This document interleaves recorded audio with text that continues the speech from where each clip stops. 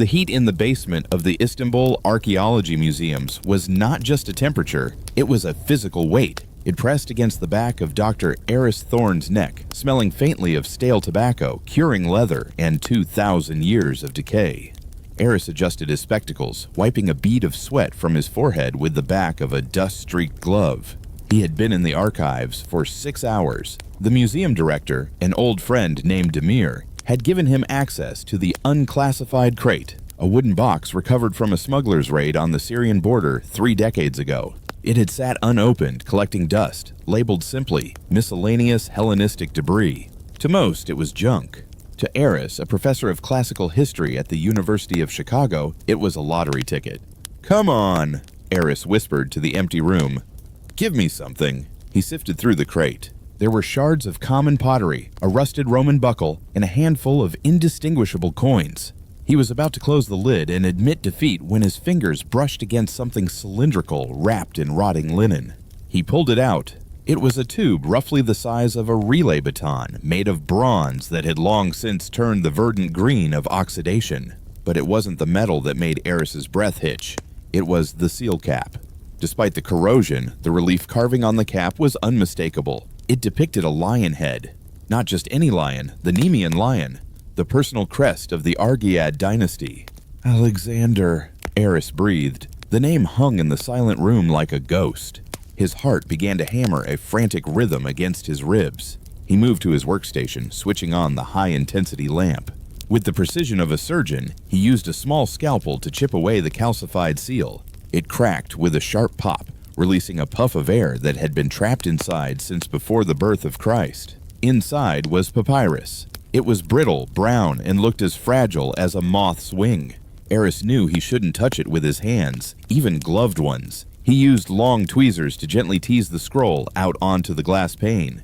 It was fragmented, the edges eaten away by time, but the ink, a mixture of carbon and gum, was still legible. It was written in Koine Greek.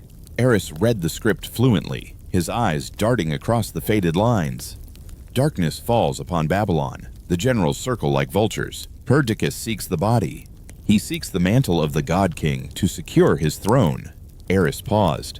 This was a letter, a correspondence from the days immediately following the death of Alexander the Great in 323 BC. Historians knew the basics. Alexander died in Babylon, and his generals fought over his corpse for 2 years before Ptolemy hijacked the funeral cart and took the body to Egypt. But as Aris read further, the blood drained from his face. "We have deceived them all.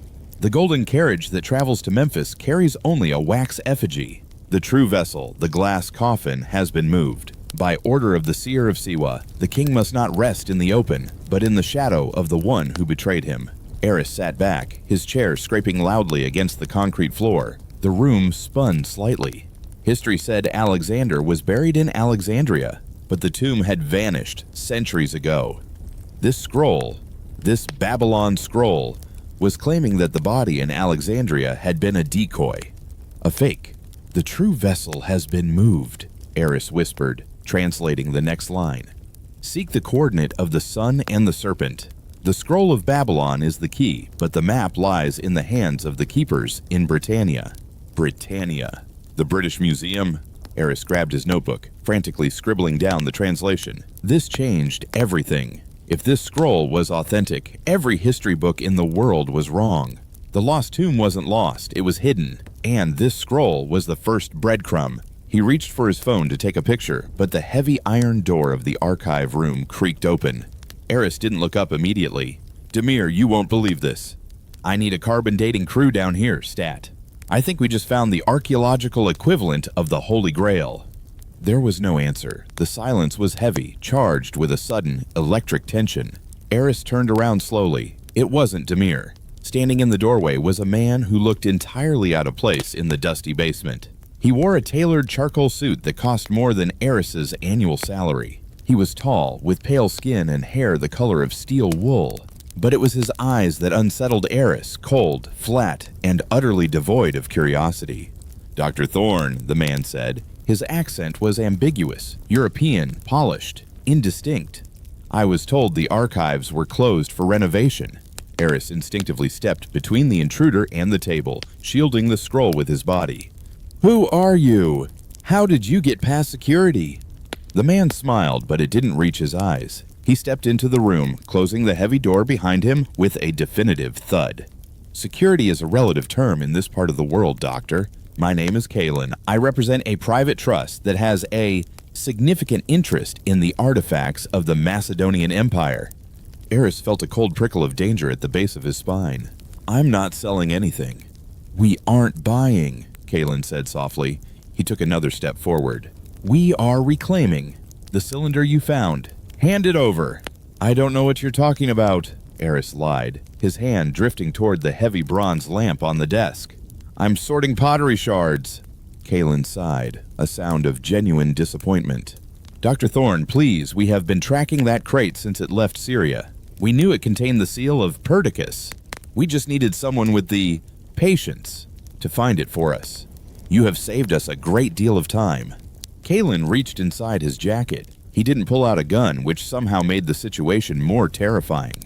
He pulled out a pair of black leather gloves and began to pull them on, methodically, tight, against his fingers. "The scroll," Kalen commanded. "Now." Eris's mind raced. He was an academic. He spent his days lecturing hungover undergraduates about pottery glazes, not fighting international mercenaries. But he knew one thing. If he gave up the scroll, the history would be erased. Or worse, he wouldn't leave this room alive. Eris glanced at the scroll. He had translated enough to know the next location, Britannia. He didn't need the physical papyrus to start the hunt, but he couldn't let them have it. "Okay," Eris said, raising his hands. "Okay. Look, I don't want trouble. It's on the table." Kalen nodded, his arrogance making him careless. He walked toward the desk, his eyes shifting from Eris to the fragile brown paper.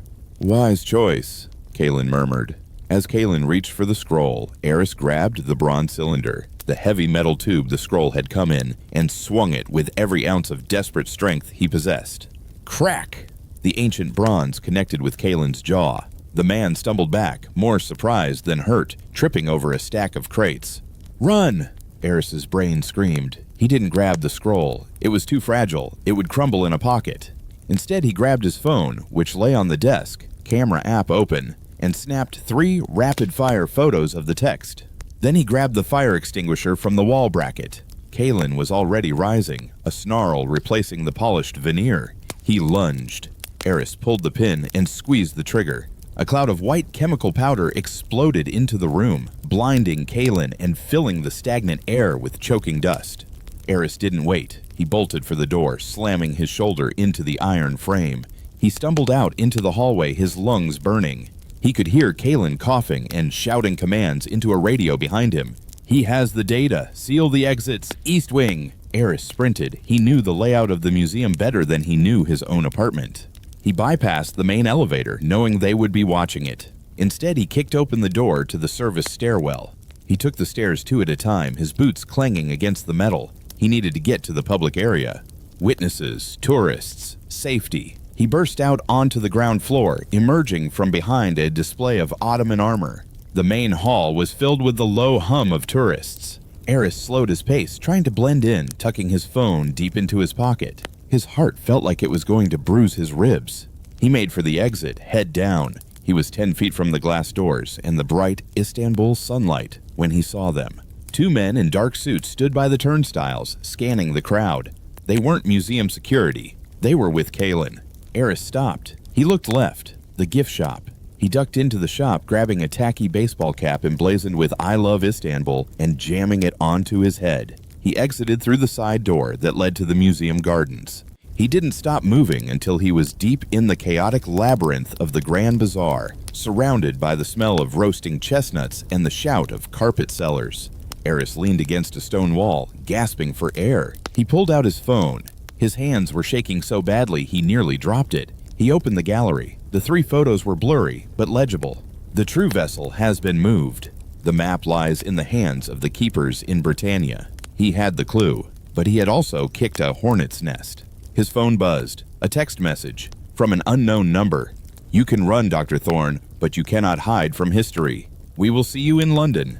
Eris stared at the screen. They knew. They knew he had read it. He looked up at the sky. The adventure he had always dreamed of, the kind he read about in books, had finally found him. And it was terrified him. "London!" Eris muttered, pushing off the wall and disappearing into the crowd. "God help me!" London was weeping.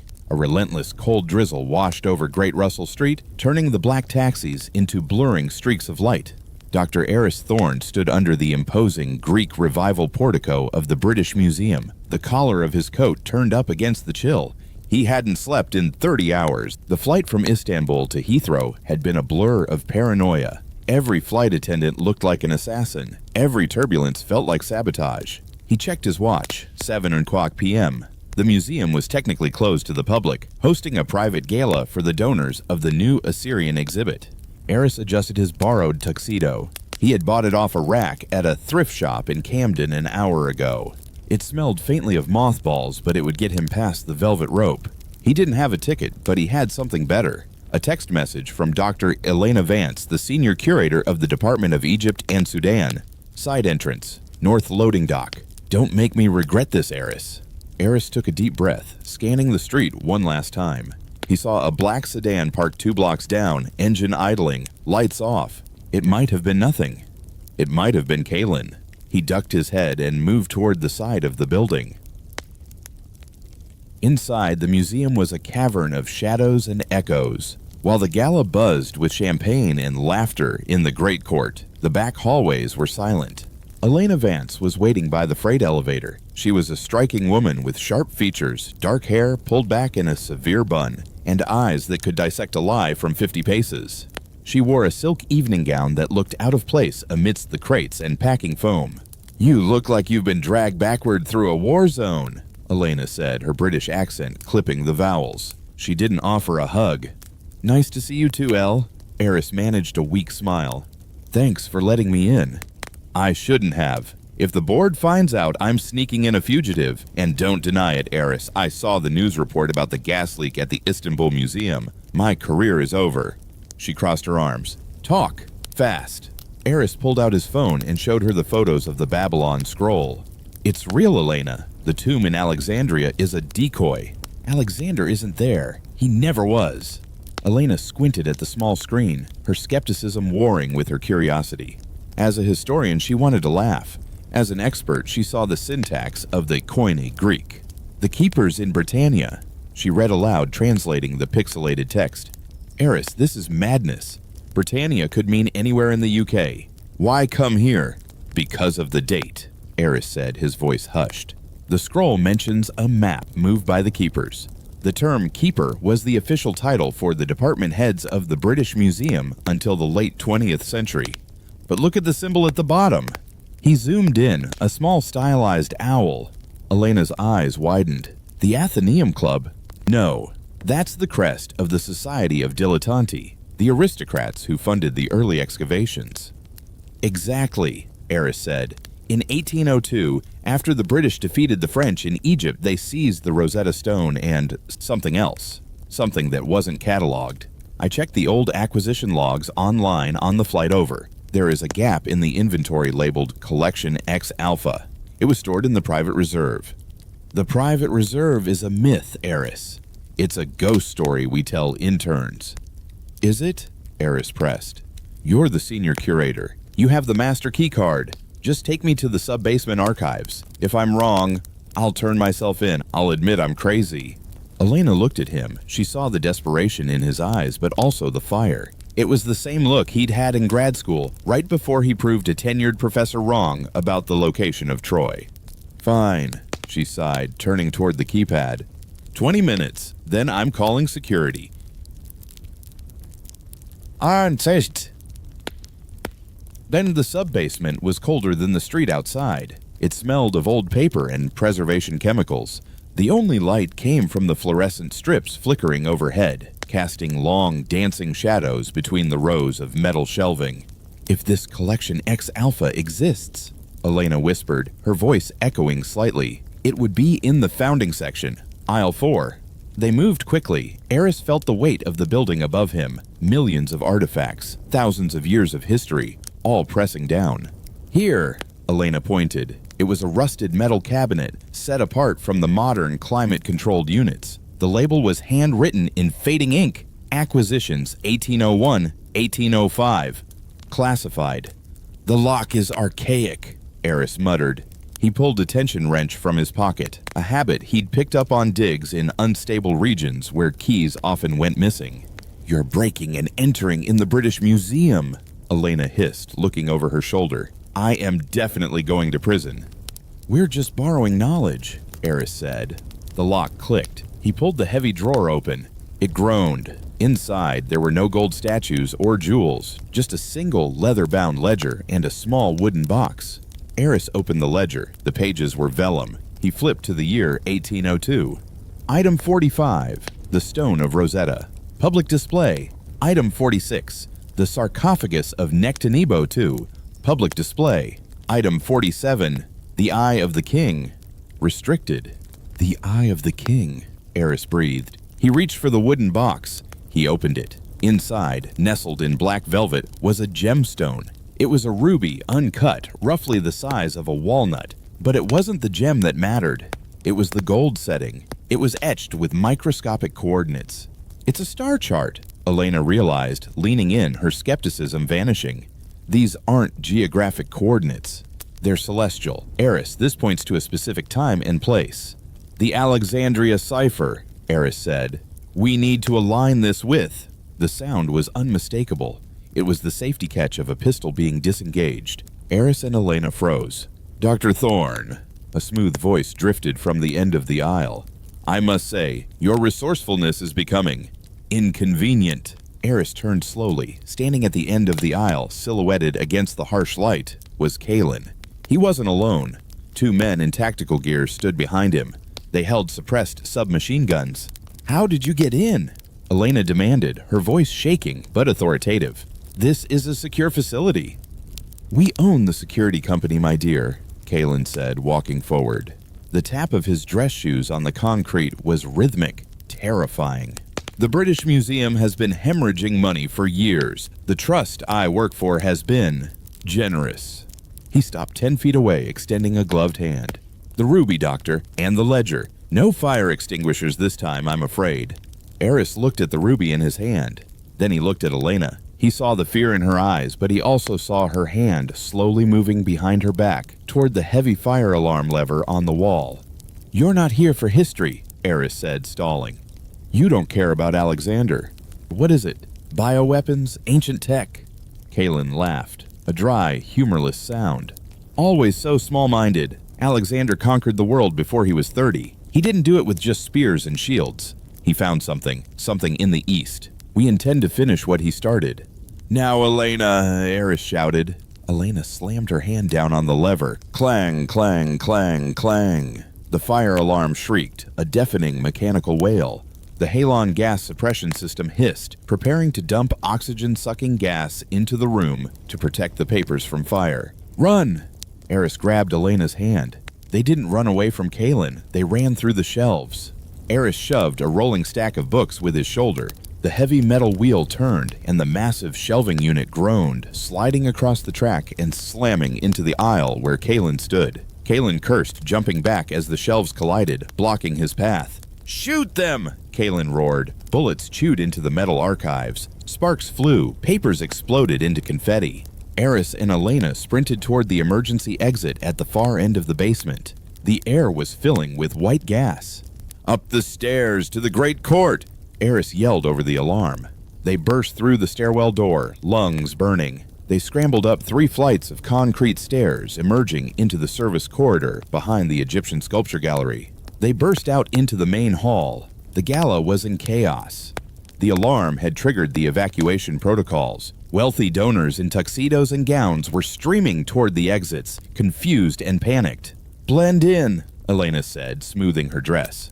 Eris shoved the ruby into his pocket and buttoned his jacket. They joined the throng of people moving toward the main entrance. "There!" a voice shouted from the balcony above.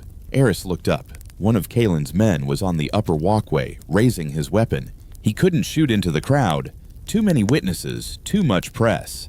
Eris grabbed a champagne glass from a passing tray and held it up, masking his face as they moved through the revolving doors. They spilled out into the rainy London night. The cool air hit Eris like a physical blow. Sirens were wailing in the distance. Police, fire brigade. "My car," Elena gasped, pointing to a vintage Mini Cooper parked near the staff lot. "It's old, but it drives." They scrambled inside. Elena fumbled with the keys, her hands trembling. "Start it, Elle, start it." Eris watched the museum doors. The engine roared to life. Elena gunned it, peeling out of the lot just as Kalen burst through the side exit, flanked by his men. Kalen stood in the rain, watching the taillights disappear into the London traffic. He didn't chase them. He simply raised a hand to his earpiece. Inside the car, Eris slumped against the seat, clutching the wooden box. "We lost them," Elena breathed, checking the rearview mirror. "Oh my God, Eris, who are those people?" "I don't know," Eris said, pulling the ruby out and looking at it under the passing streetlights. The coordinates on the gold setting seemed to glow, but they just confirmed one thing. "What?" "That we're on the right track."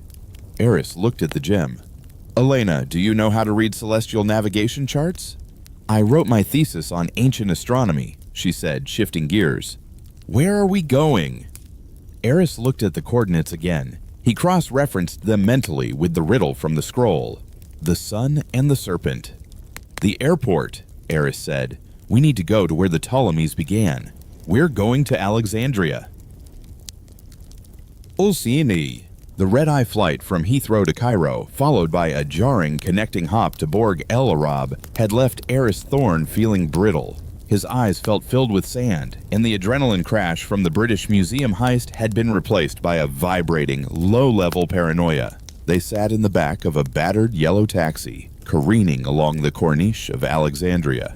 The Mediterranean was on their left, a brilliant, hard turquoise under the relentless Egyptian sun. On their right was a chaotic ribbon of concrete apartment blocks, minarets, and faded colonial-era facades peeling in the salt air. "It doesn't look like the history books," Elena Vance murmured, pressing her forehead against the grimy window. "It never does," Eris said. "Alexandria is a palimpsest. The modern city is built right on top of the ancient one. You have to know how to look through the layers." He checked his phone. No signal. He'd pulled the SIM card out over the Alps, terrified Kalen could track it. They were ghosts in a city of ghosts. They had checked into the Hotel Cecil, a grand, decaying dame of a building near Saad Zaghloul Square that smelled of old wood polish and memories of World War II spies. It was high profile enough to be safe, but chaotic enough to get lost in. In room 402, with the heavy velvet curtains drawn against the blinding afternoon light, they turned their attention to the prize. Elena cleared off a rickety writing desk. Eris laid out the tools of their new trade: a stolen hotel notepad, a cheap ballpoint pen, his smartphone with the photos of the Babylon scroll, and, finally, the ruby in its gold setting. Under the weak light of the desk lamp, the gem seemed to thrum with latent energy.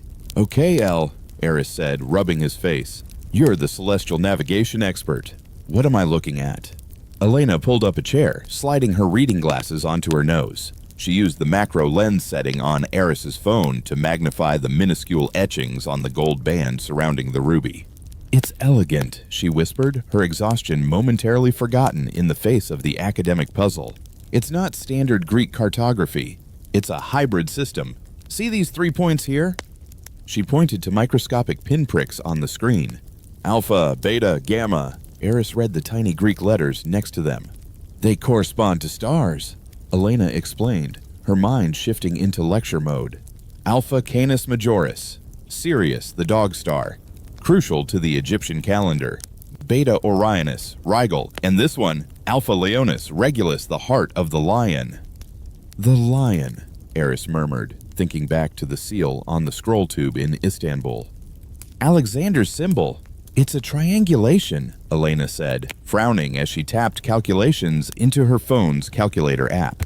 "But these stars are never in this specific alignment. Not now. Not in the last 1,000 years. Eris paced the room. The air conditioning rattled violently, doing little to cool the humid air. "It's not a map of where, Elena. It's a map of when." He pulled up the photo of the Babylon scroll text on his own phone. Seek the coordinate of the sun and the serpent. The scroll of Babylon is the key, Eris recited. The ancients didn't use GPS. They used events. Moments in time defined by the gods above them. Elena's eyes widened. Wait, the serpent.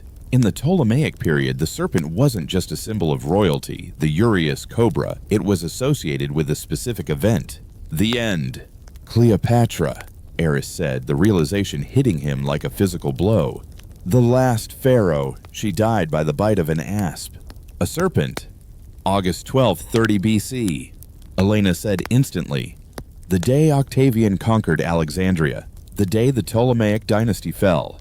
The day the Roman Empire truly began. She frantically typed the date into her astronomy software. The screen populated with a rendering of the night sky over Alexandria more than 2,000 years ago. Look, she breathed. On that specific night, just before dawn, Sirius, Rigel, and Regulus formed a perfect, near-impossible isosceles triangle over the horizon. The ruby is a time lock, Eris said, awe coloring his voice. The keepers in Britain preserved the exact moment the secret was buried. They used the death of Cleopatra as the anchor point. Okay, we have the when, Elena said, wiping sweat from her upper lip. How does that give us the where? Eris stared at the digital star map. The riddle, the sun and the serpent. We know the serpent is Cleopatra, the end date. What's the sun? Alexander? Elena suggested. He was often depicted as Helios. Too vague. It has to be geographic. Something here in the city. Eris went to the window, pulling back the curtain an inch to stare out at the sweeping harbor. The circular eastern harbor of ancient times was gone, reshaped by centuries of earthquakes and tsunamis. The sun, Eris whispered. He looked toward the harbor entrance where the medieval citadel of Kate Bay stood. It was built on the foundation of something else, something massive. The pharaohs, Eris said. The great lighthouse of Alexandria, one of the wonders of the ancient world. At its peak, a massive mirror reflected the sun during the day, and a fire burned at night. It was the ultimate symbol of the sun in the ancient city.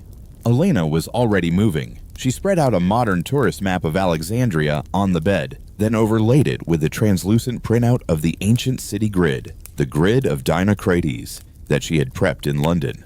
The lighthouse sat here. She pointed to the eastern tip of the harbor. That's our sun coordinate. And the serpent, Eris asked. Where did Cleopatra die? Her mausoleum was part of the royal palace complex, Elena said, tracing her finger across the map.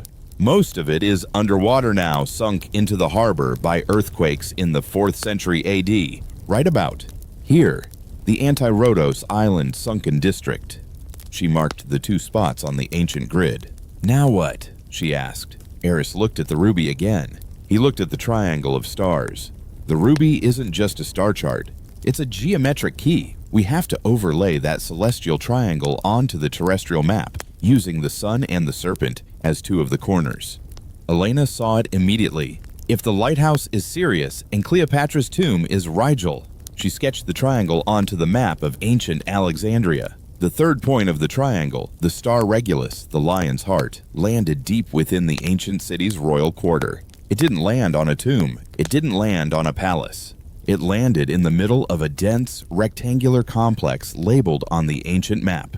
The Serapeum, Eris breathed. The Serapeum of Alexandria, the great temple dedicated to Serapis, the hybrid Greek-Egyptian god introduced by the Ptolemies to unify their subjects.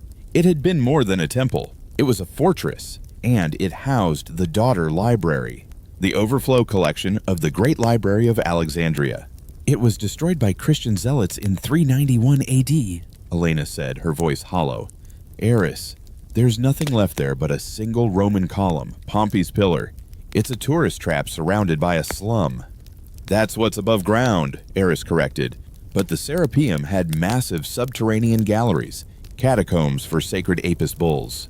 Secret archives. If you wanted to hide the greatest treasure of the ancient world, the true body of Alexander, where better than under the temple of the god he helped create, a place guarded by priests sworn to secrecy. It was perfect. It was logical. It was the kind of 4D chess the ancients played that modern historians often overlooked. We have to go, Eris said, grabbing his jacket. Now, before Kalen figures this out. He doesn't have the ruby, Elena argued, though she was already packing up the gear. He doesn't have the date. He has money, he has resources, and he knows we came to Alexandria. He won't need the exact location if he just floods the city with surveillance. Eris checked the pistol he'd taken from the mercenary in London, a heavy, unfamiliar weight in his waistband. We need to get underground. They left the hotel separately, using the service exit near the kitchens to avoid the lobby. They didn't take a taxi. Instead, they walked quickly through the winding, narrow streets of the Gomrock district, the air thick with the smells of grilled fish, diesel fumes, and donkey carts. The area around Pompey's Pillar was a dusty plateau, rising above the dense urban sprawl. The massive red granite column shot 90 feet into the air, a lonely sentinel of a lost empire. It was late afternoon, and the site was closing. A few straggling tour groups were boarding buses. Eris and Elena paid off the board guard at the gate with a handful of Egyptian pounds, enough to make him look the other way, for 20 minutes. The main entrance to the subterranean galleries is here, Elena said, consulting her phone's GPS as they walked toward a depression in the rocky ground near the base of the pillar. Archaeologists excavated occasionally, but it's mostly sealed off due to structural instability.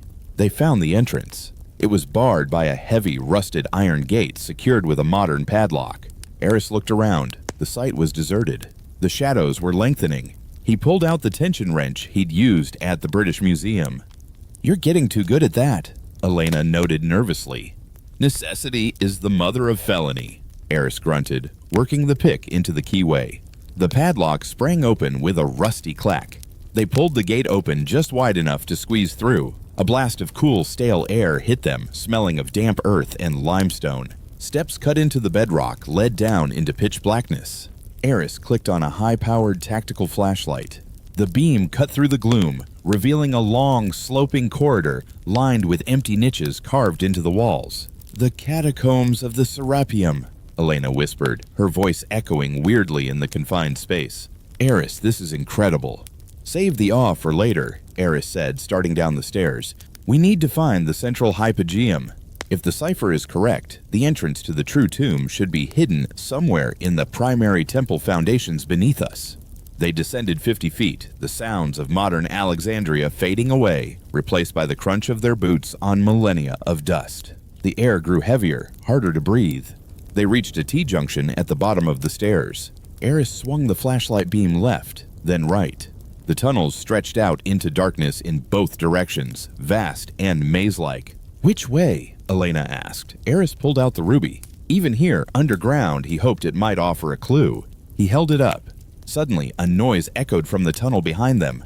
Scrape. It was faint metal on stone.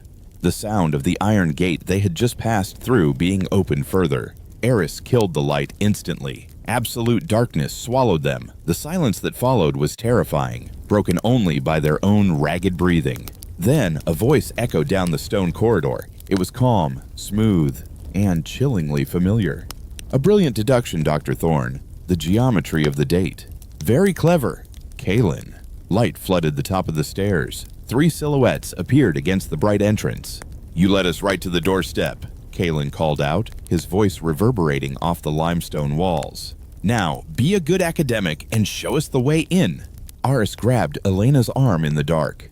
They were trapped 50 feet underground, in a labyrinth they didn't know, with armed mercenaries between them and the only exit. "Run," Eris whispered. They blindly turned right, plunging deeper into the ancient darkness of the Serapeum, the sound of heavy boots pursuing them into the earth. The darkness of the Serapeum catacombs was absolute, a heavy, suffocating blanket that smelled of limestone dust and ancient fear. "Keep your hand on the wall," Eris whispered, his voice trembling. "Don't stop." Eris and Elena moved blindly through the subterranean labyrinth. Behind them, the beams of tactical flashlights sliced through the gloom like lasers, accompanied by the chaotic shouting of Kalen's mercenaries. "Sector 4 clear." "They went east." "They're faster than us," Elena hissed, stumbling over a pile of rubble. "Eris, we don't know where this tunnel leads." "It leads away from the guns," Eris retorted. "That's good enough." He remembered the schematics of the Serapeum he had studied years ago. The Romans had built drainage sluices to prevent the Nile floodwaters from destroying the library archives. If they could find a breach in the lower levels, it might dump them out near the Mahmudiyya Canal. The tunnel narrowed. The air grew damp. Suddenly, Eris's foot splashed into water. "Dead end?" Elena asked, panic rising in her throat. "No," Eris said, feeling the draft. "Exit." He waded forward. The water rose to his waist, cold and foul. Ahead, a faint, sickly gray light filtered through a grate in the ceiling. "Give me a boost," Eris commanded. Elena locked her hands together. Eris stepped up, groaning with effort, and shoved against the rusted iron grate. It didn't budge. He gritted his teeth, adrenaline flooding his system, and slammed his shoulder into it. Clang! The grate gave way, flipping over onto the cobblestones above. Eris hauled himself up, then reached down to pull Elena out. They collapsed onto the wet pavement, gasping for air. They were in a narrow alleyway in the Karmuz district, flanked by crumbling tenement buildings. The sun had set, and the city was awash in the orange glow of sodium streetlights. "We need a car," Elena coughed, wringing out her dress. "No cars," Eris said, looking at the main road at the end of the alley. Blue and red police lights flashed in the distance. "Kalen has the local authorities in his pocket. If we hit a checkpoint, we're finished." "So we walk to Siwa? It's 300 miles of desert." "We don't walk," Eris said, turning his head toward the salty breeze blowing from the north. "We swim, or the next best thing."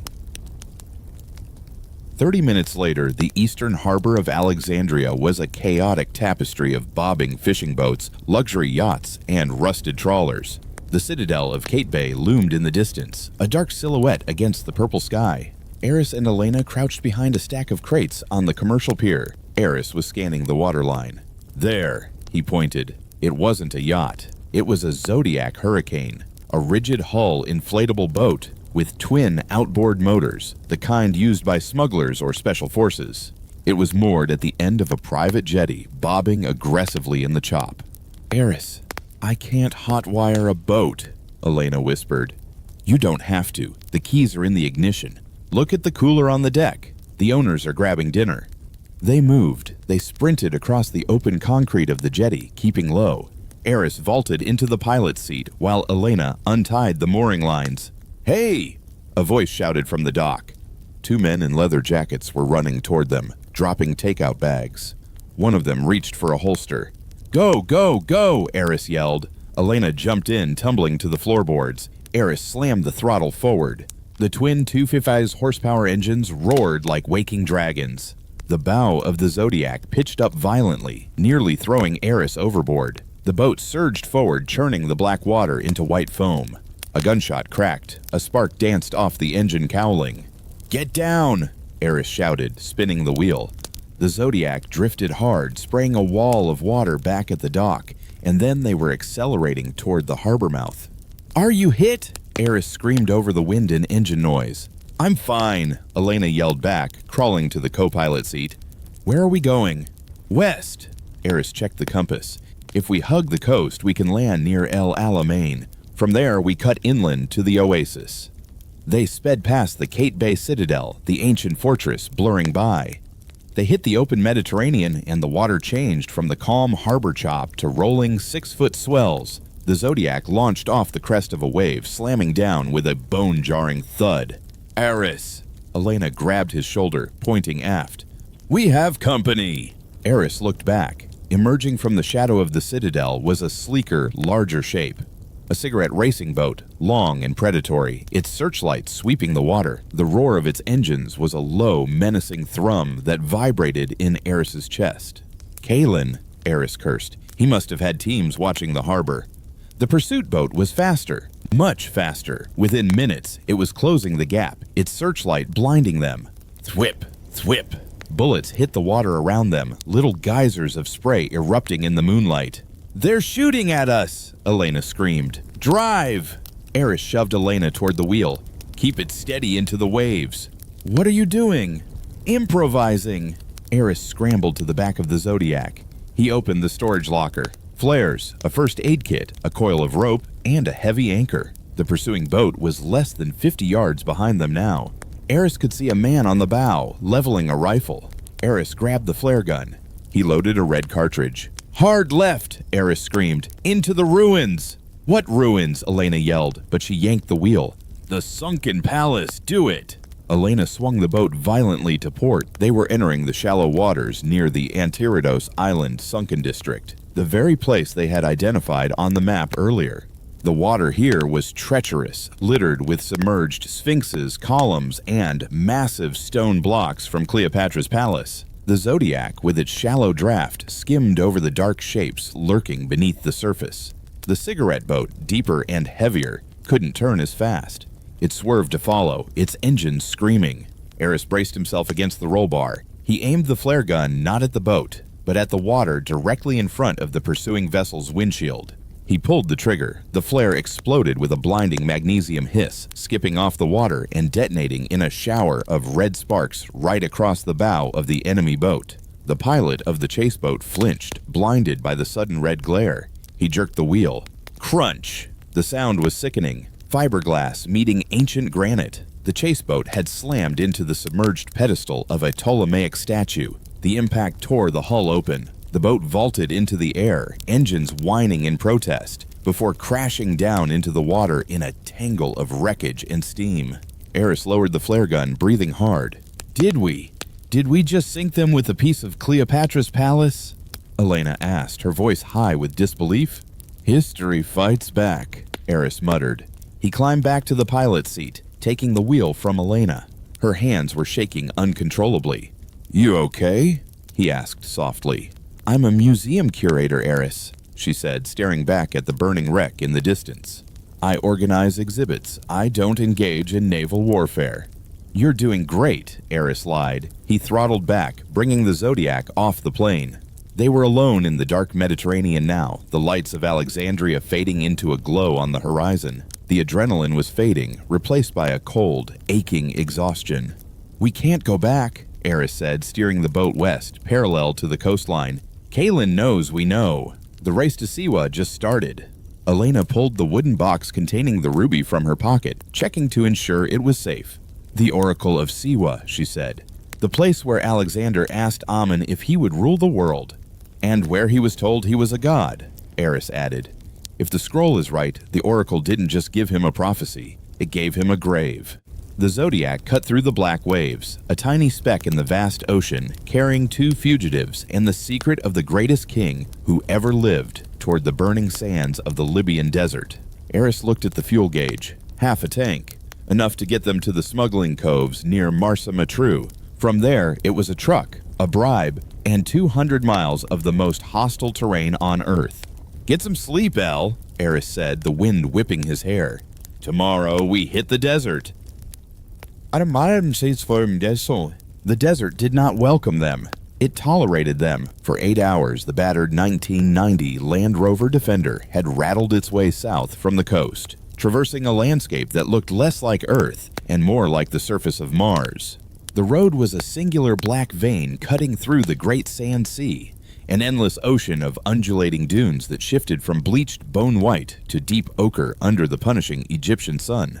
Dr. Eris Thorne sat in the passenger seat, his knuckles white as he gripped the dashboard. The air conditioning had died 50 miles outside of Marsa Matruh. The cabin was a kiln. "Water!" Eris croaked, his throat feeling like it was lined with sandpaper. Elena Vance passed him a warm plastic bottle without taking her eyes off the shimmering horizon. She was driving with a grim determination, her sunglasses reflecting the glare of the heat haze. "The GPS says 10 miles, Elena said, her voice strained. "If the engine doesn't melt first." Eris took a sip, the water tasting of plastic. He looked out the window. "Alexander made this journey on horseback," he murmured. "Legend says he and his army got lost in a sandstorm. They were only saved because 2 ravens, or snakes, depending on which historian you believe, appeared and guided them to the oasis." "We could use a raven right now," Elena muttered as the temperature gauge crept into the red. Then the mirage solidified. Rising out of the desolate expanse like a hallucination was a smear of vibrant, impossible green. Date palms, thousands of them. And in the center, rising from the limestone ridge, were the ruins of mud brick fortresses and the crumbling temples of a dead religion. Siwa, the oasis of Amun. "It's real," Elena breathed, slowing the vehicle.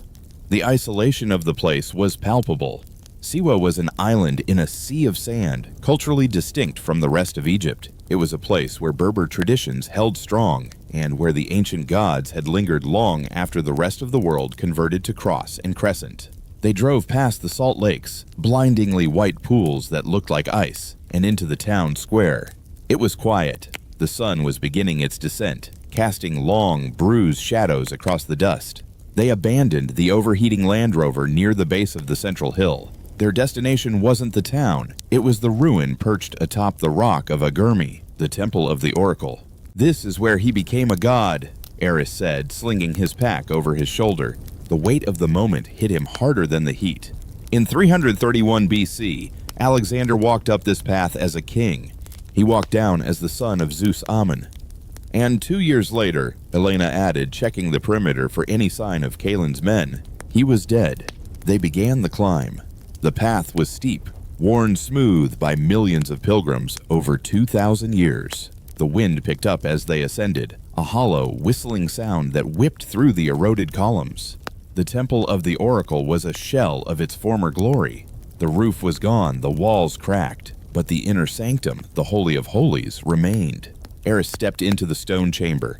It was small, intimate, and profoundly silent. The wind seemed to die at the threshold. The scroll of Babylon said, "By order of the seer of Siwa." Eris whispered, his voice echoing slightly. He ran his hand along the rough limestone wall. The priests here were the only ones Alexander trusted with the truth of his parentage. If they hid his body, they would have left a mark, a sign. Elena stood in the center of the room, holding the ruby. The star chart pointed us to Alexandria to find the entrance, but the scroll brought us here. Why? Why split the clues? "Because one is the map," a voice croaked from the shadows, "and the other is the key." Eris and Elena spun around. Emerging from behind a fallen lintel was a figure. He was old, impossibly old. His skin was the texture of dried parchment, and he wore the traditional white galabea of the Siwan people. His eyes were milky, clouded with cataracts, yet he looked directly at Eris.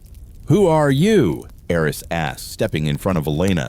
The old man didn't answer. He shuffled forward, leaning on a staff made of twisted olive wood. "The salt in the wind told me you were coming. The desert has been waiting." "We're just tourists," Elena said, her hand drifting toward the pocket where she kept the pistol. The old man laughed, a dry, wheezing sound. "Tourists come for photos. Pilgrims come for answers. You come for the king." He tapped his staff on the stone floor. "I am the Ghafir, the guardian. My family has watched this hill since the time the Romans burned the library." Eris felt a chill that had nothing to do with the wind. "The guardian of what?" "Of the silence," the man said. He pointed a bony finger at the ruby in Elena's hand. "You carry the eye of the king, but the eye is useless without the voice." "The voice?" Eris asked. "You mean the oracle?" "The oracle spoke through a channel," the old man murmured, his gaze drifting to the empty niche in the wall where the statue of Amun once stood. Alexander asked 2 questions. "Will I conquer the world?" And, "Have all my father's murderers been punished?" And the oracle answered yes to both. Eris recited the history. "The history books are written by men who were not there," the guardian whispered. The oracle gave a 3rd answer, to a question Alexander did not ask, but feared to speak.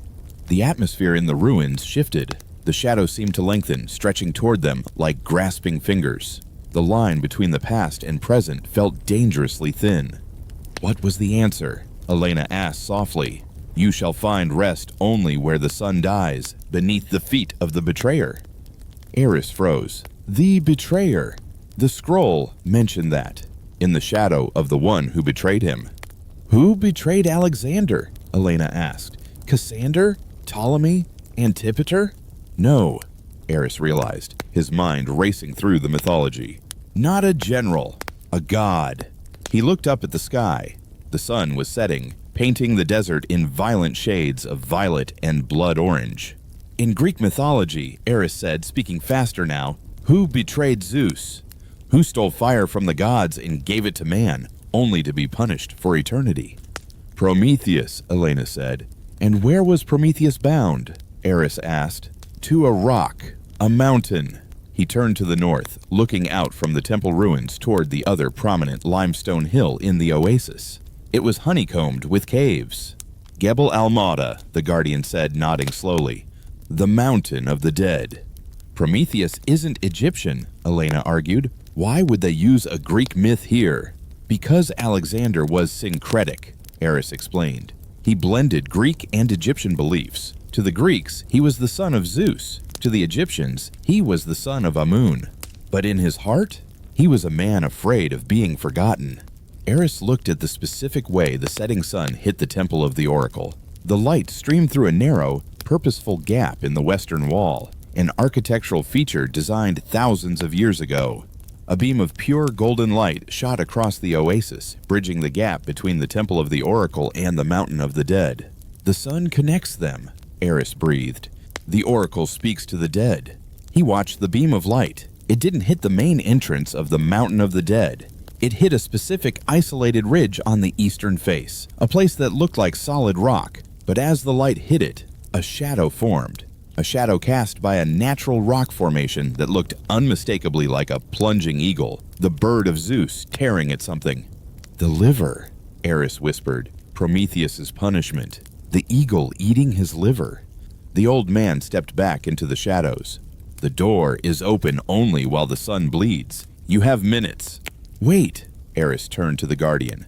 Why tell us? Why now? The old man faded into the gloom of the ruins. Because the wolves are coming, his voice drifted back. And the king must choose his successor. Wolves, Elena said, looking at the road below. A dust cloud was rising in the distance. 3 black SUVs were tearing across the salt flats, moving fast. Kalen, Eris said. The mystical trance broke, replaced by cold urgency. He tracked the car, or the satellite phone. It doesn't matter. We have to get to that ridge, Elena said, gauging the distance. It's half a mile away. We can't outrun them in the Land Rover, Eris said. We have to go on foot, through the palm groves. We lose them in the trees. They scrambled down the back side of the Temple Hill, sliding on loose shale. They plunged into the dense date palm forest that carpeted the oasis floor. The air here was humid, smelling of sweet rot and irrigation water.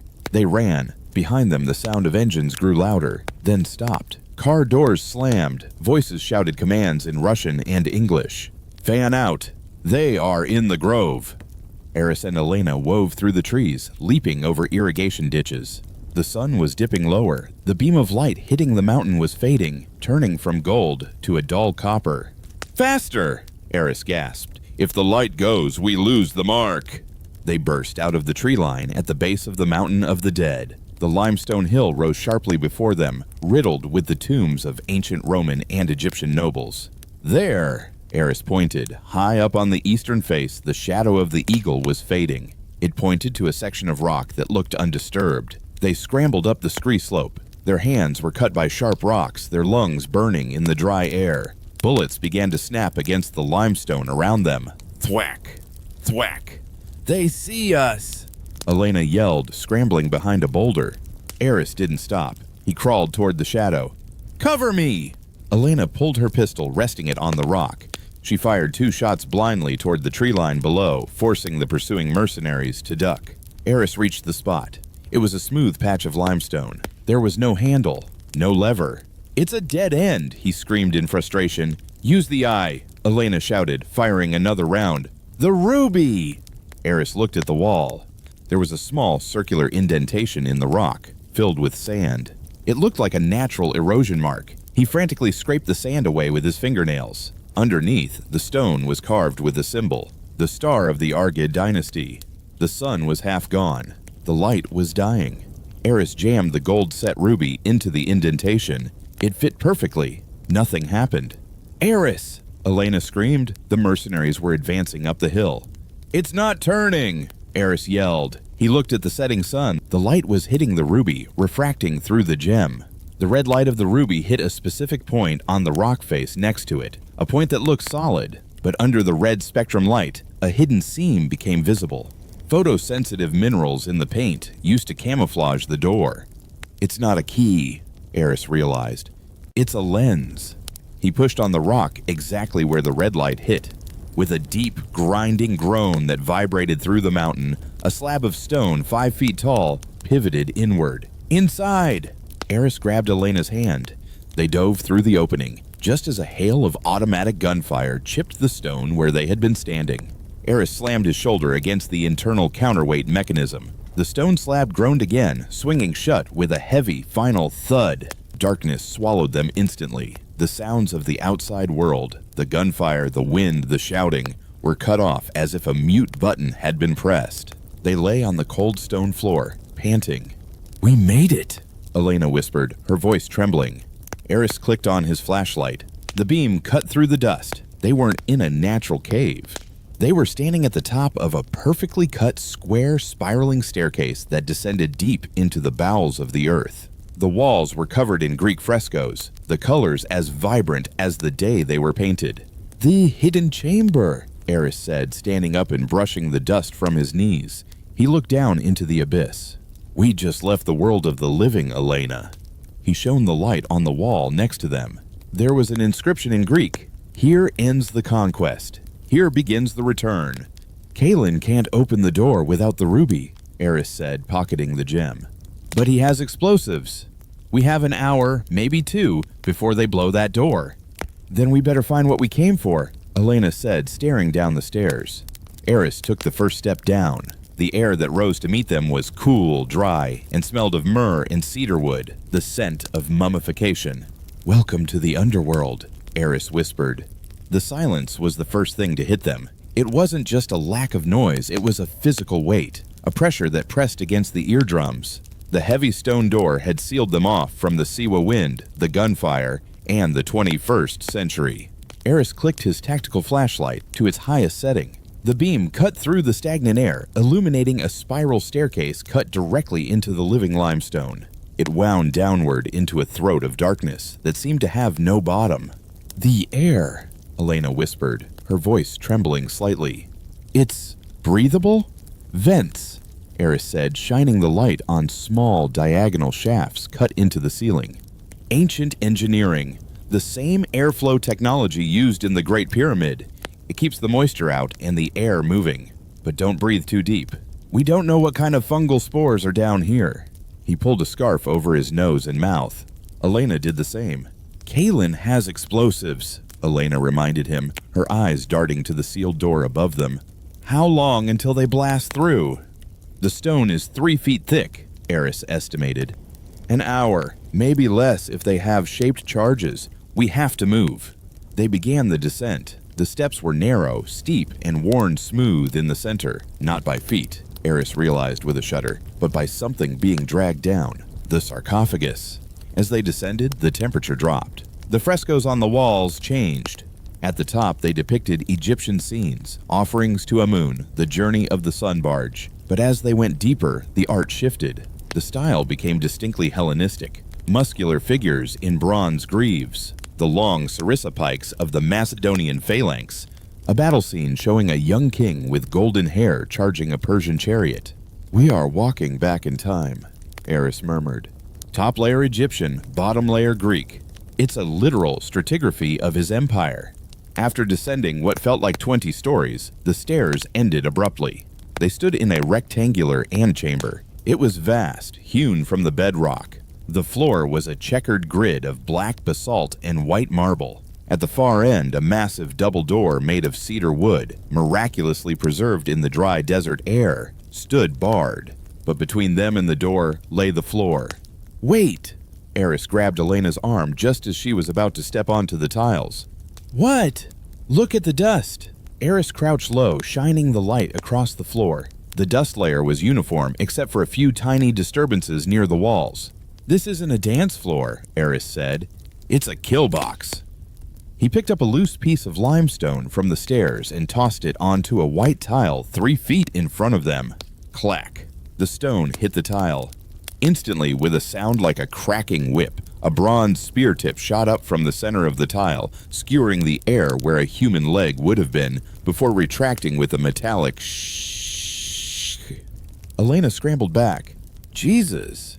"Pressure plates," Eris noted, his face pale.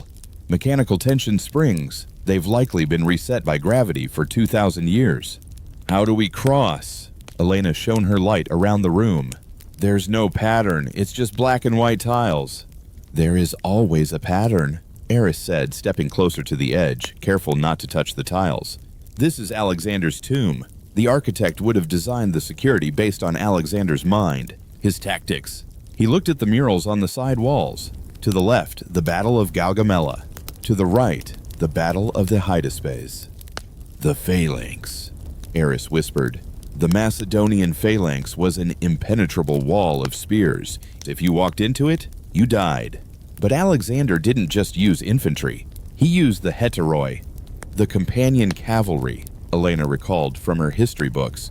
The wedge formation. Exactly. He broke enemy lines by driving a wedge through the weak points. Eris scanned the floor. The black tiles represent the infantry, the solid wall. The white tiles, the gaps. He looked closer at the white tiles. They weren't all identical. Some had faint etchings on them. A star, a lion, a snake. We have to walk the path of the wedge, Eris said. We follow the symbols of his life. Start with the lion. The Nemean lion, Elena nodded. She pointed to a white tile on the left. There. I'll go first, Eris said. Eris, if I'm wrong, you run back up the stairs and surrender to Kalen. Better prison than a spear in the gut. Eris took a breath. He stepped onto the lion tile. He closed his eyes. Nothing happened. No click. No spear. Okay, he exhaled. Next, what defines him? After the lion. The horse, Elena said. Bucephalus. Eris scanned the adjacent tiles. There, a horse head. He stepped diagonally. Safe. Next, Eris called out. The knot. Gordian, Elena supplied. Step. Safe. The shield. Step. Safe. They moved slowly across the room, a deadly dance of history. Eris called out the symbols. Elena verified the mythology. The eagle, the ram, the sun. They were halfway across when a dull thump vibrated through the ceiling far above them. Dust trickled down from the cracks in the stone. They're blowing the door, Elena hissed. We're running out of time. Focus, Eris commanded, though sweat was stinging his eyes. We're almost there. 2 more rows. Next symbol, the palm. Elena said. Eris stepped onto the palm tile. Click. The sound was louder than the others. It wasn't the sharp snap of a spear. It was the grinding of gears. Wrong, Elena gasped. No. Eris looked down. The tile hadn't triggered a trap. It had sunk an inch. A trigger mechanism, but for what? Ahead of them, the massive cedar doors didn't open. Instead, the wall next to the doors began to slide open, revealing a dark, narrow corridor. A bypass, Eris realized. The main doors are a decoy. If you try to open them, the roof probably collapses. He leaped to the safety of the stone threshold, then reached out a hand for Elena. She jumped the last 2 tiles, landing in his arms. They scrambled into the narrow corridor just as the sound of grinding gears intensified behind them. Eris looked back. The floor they had just crossed was resetting. Every single tile flipped over, revealing a bed of rusted iron spikes beneath. We can't go back that way, Elena said, staring at the lethal floor. We move forward, Eris said, turning his light down the new hallway. This passage was different. It wasn't finished stone. It was rough-hewn, jagged. It smelled of sulfur and bitumen. This feels wrong, Eris muttered. The architecture changed. This isn't ceremonial. It's functional. They walked for 50 yards until the tunnel opened into a circular chamber with a domed ceiling. In the center of the room was a massive pool of dark, oily liquid. It was perfectly still, reflecting their flashlight beams like a black mirror. On the far side of the pool, a small stone ledge held a pedestal. On the pedestal sat a single golden cylinder, identical to the one Eris had found in the British Museum archives, but larger. The map, Eris said. Or the final key. How do we get across? Elena asked. There's no bridge. Eris shone his light on the liquid. It's not water. He sniffed the air. It's naphtha, crude oil. The Greeks called it Medea's oil. Flammable. Extremely. And look at the walls. Embedded in the walls were bronze spouts aimed directly at the pool, and above the pedestal on the far side hung a massive suspended block of stone, held up by a single thick rope that ran through a pulley system and disappeared into the ceiling. "It's a balance trap," Eris analyzed, his mind racing. "If we disturb the liquid, or if we step on the wrong stone in the pool, maybe a spark, the whole room becomes an incinerator." He shone the light into the black liquid. Just below the surface, he could see the tops of stone pillars, stepping stones. "Invisible path," Elena said. "Like the floor." "No symbols this time," Eris said. He picked up a pebble and tossed it onto the nearest submerged pillar. The liquid rippled. The pillar held, but as the ripples hit the edge of the pool, a small mechanism clicked. One of the bronze spouts on the wall hissed, releasing a tiny stream of clear liquid into the oil. Smoke began to curl up. "It's a chemical fuse," Eris realized, horror dawning on him. That clear liquid is likely a hypergolic agent, something that ignites on contact with the naphtha. Quicklime and sulfur, maybe. The ripples trigger the release. So if we make waves, we burn. They had to cross a pool of liquid fire without disturbing the surface enough to trigger the ignition. "Slow," Eris whispered.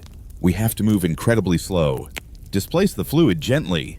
He stepped off the ledge. His boots sank into the oil. It was thick, viscous. He found the stone pillar underwater. He shifted his weight. The liquid rose around his ankle, rippling outward. Hiss! A wisp of smoke curled from the far wall. "Eris," Elena warned. "I know." He took another step. The oil was slick. He fought to keep his balance. If he fell in, the splash would trigger an inferno instantly. Elena followed him, stepping exactly where he stepped, her movements fluid and controlled. They were dancers in a tomb, moving in slow motion. Halfway across, the fumes were making them dizzy. Boom! A massive explosion rocked the mountain above them. Dust rained down from the domed ceiling, peppering the surface of the oil. The ripples from the falling debris were small, but many. Hiss! Hiss! Hiss! Smoke began to pour from the vents. A dull orange glow started to form at the edge of the pool. "They breached the upper door!" Elena cried out, struggling to keep her voice steady. "Don't look up," Eris commanded. "Eyes on the stones." The orange glow was brightening. The chemical reaction was starting. The heat was building at their backs. "Jump!"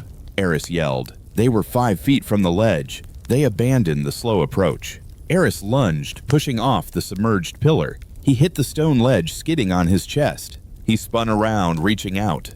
Elena jumped. As her feet left the oil, the surface churned. The violent motion triggered every spout in the room. Whoosh! The pool ignited. A wall of yellow and blue flame roared to life, consuming the oxygen in the room in a split second. Elena was in midair. Eris grabbed her wrists, hauling her onto the ledge just as the fire licked at her heels. The heat was blistering, singing the hair on their arms. "Go! Go!" Eris screamed over the roar of the fire.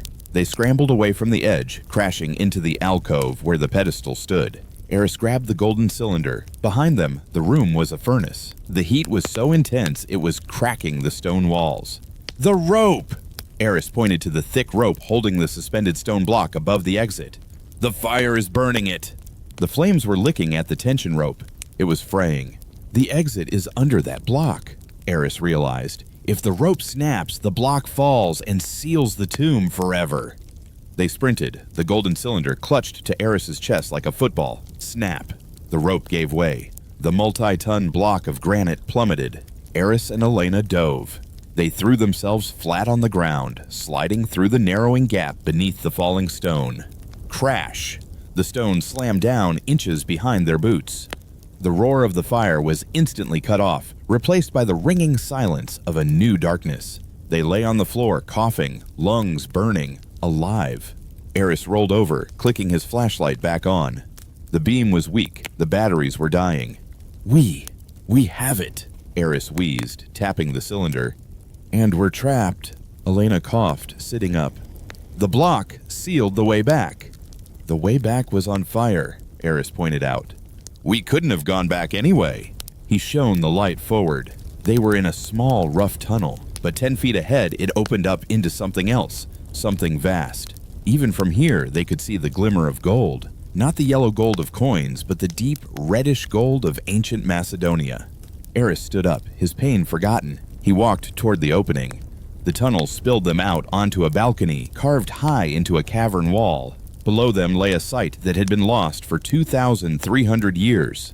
It was a city, a miniature city built inside a massive natural geode cavern, crystals glittering in the ceiling like stars.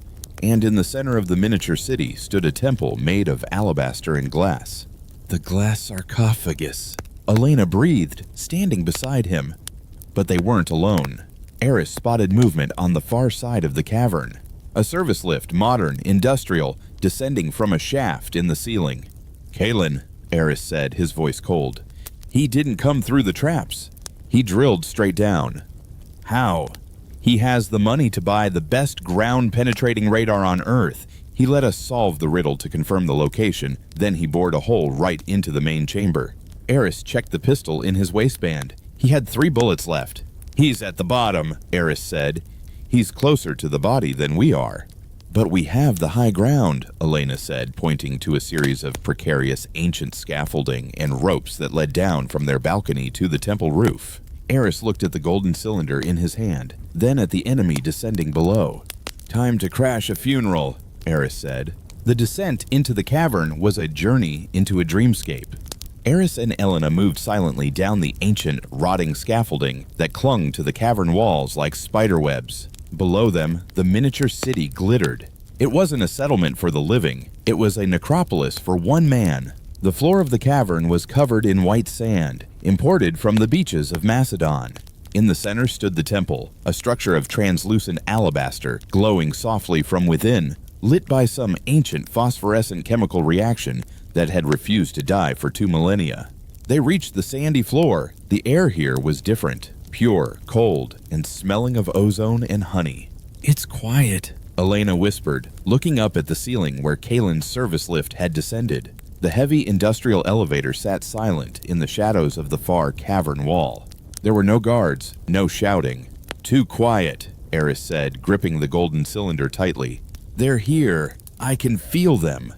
He moved toward the alabaster temple. There were no doors, just tall, open archways. They stepped inside. Eris stopped, his breath caught in his throat, a physical pain. In the center of the room, resting on a dais of black basalt, was the sarcophagus. It was not made of stone or gold. It was made of glass, thick, hand-poured, slightly rippled glass. And inside, he was perfect.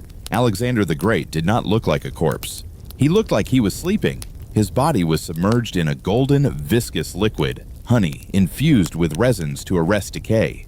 His hair was the color of a lion's mane, floating in the suspension. His armor was silver, etched with the history of his conquests. "He's beautiful," Elena said, her voice breaking. She reached out, her fingers hovering inches from the glass. "Eris, look at his face. He looks peaceful."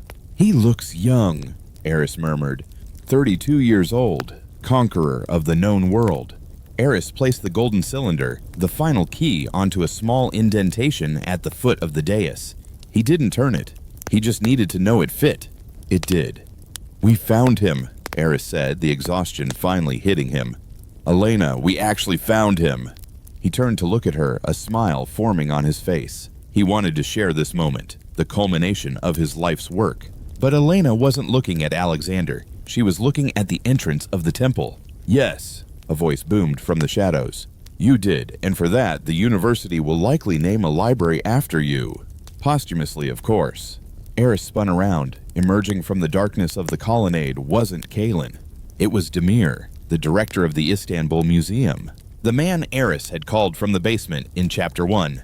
The old friend he thought he had left behind in the dust of the archives. Demir walked into the light of the glowing walls. He wore a field jacket and held a heavy revolver loosely at his side. Kalen walked a few steps behind him, looking bored, his assault rifle slung over his shoulder.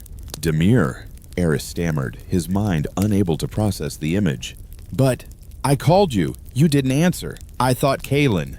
"Kalen works for me, Eris," Demir said, his voice warm, paternal, and terrifying. "Or rather, he works for the consortium I represent. We realized years ago that we couldn't brute force the location of the tomb. We needed a scholar, A believer. Demir stepped closer, his eyes fixed greedily on the glass coffin. I left the Babylon scroll in the unclassified crate because I knew you couldn't resist it, Demir explained effortlessly. I needed you to break the seal. I needed you to translate the clues. And when you ran, I let you run. Kalen wasn't chasing you to kill you, Eris. He was hurting you, like a sheepdog.